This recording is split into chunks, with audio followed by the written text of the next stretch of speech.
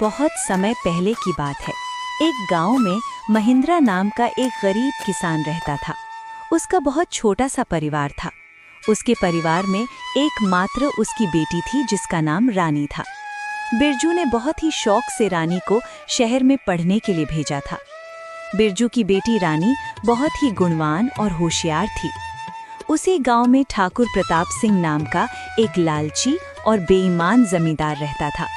वो अपनी जमीन गरीब किसानों को ठेके पर देता था और उस जमीन के बदले वो गरीब किसान से बहुत ज्यादा कर वसूलता था। जमींदार ठाकुर सिंह बहुत ही ज्यादा लालची था। वो गरीब किसानों को बहला फुसलाकर पहले तो अपनी जमीन ठेके पर देता और बाद में किसानों से ही शर्त रख देता था। इन गरीब किसानों की भी क्या जिंदगी है। बस 2 वक्त की रोटी के लिए दिन भर काम करते रहते हैं और पूरी जिंदगी 2 वक्त की रोटी के लिए तरसते रहते हैं। और मुझे देखो, मैं बस इन्हें आदेश देता हूँ और समय आने पर सारी फसल हमारे गोदामों में भर जाती है और ये गरीब किसान हमारे आगे जी हुजूरी करते रहते हैं और हमारे सारा काम करते रहते हैं। इसे कहते हैं दिमाग हो तो ठाकुर सिंह के जैसा, वरना ना हो।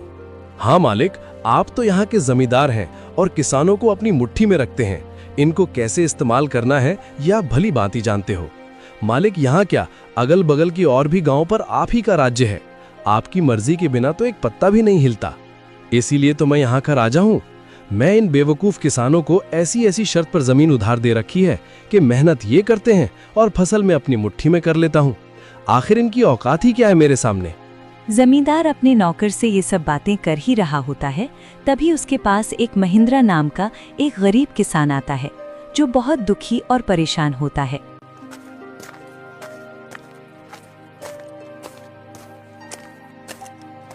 मालिक, मैंने सुना है कि आप किसानों को जमीन ठेके पर देते हो। अरे हाँ भाई, तुमने बिल्कुल ठीक सुना है। मैं अपनी जमीन किसानों को ठेके पर देता हूँ। मालिक, आप मुझे भी अपनी जमीन ठेके पर दे दीजिए। मैं भी आपकी जमीन पर 1 साल के लिए ठेके पर काम करना चाहता हूँ। मेरा नाम महेंद्र है और मैं पास के ही गांव रामपुर में रहता हूँ। अच्छा ठीक है महेंद्र, मैं तुम्हें अपनी जमीन ठेके पर दे दूंगा, लेकिन मैं अपनी जमीन ठेके पर देने पहले कुछ शर्त रखता हूँ, ठीक है? ठीक है मालिक, मैं आपकी शर्त मानने के लिए तैयार हूँ। बताइए आपकी क्या शर्त है? शर्त यह है कि तुम्हें मेरी जमीन पर काम करना होगा और 1 साल के बाद उस जमीन पर जो भी फसल उगेगी उसका आधा हिस्सा तुम्हारा होगा और आधा हिस्सा मेरा होगा। जी ठीक है मालिक, मुझे आपकी शर्त मंजूर है। जमींदार से जमीन की कागजी कार्रवाई करने के बाद महिंद्र अपने घर चला जाता है।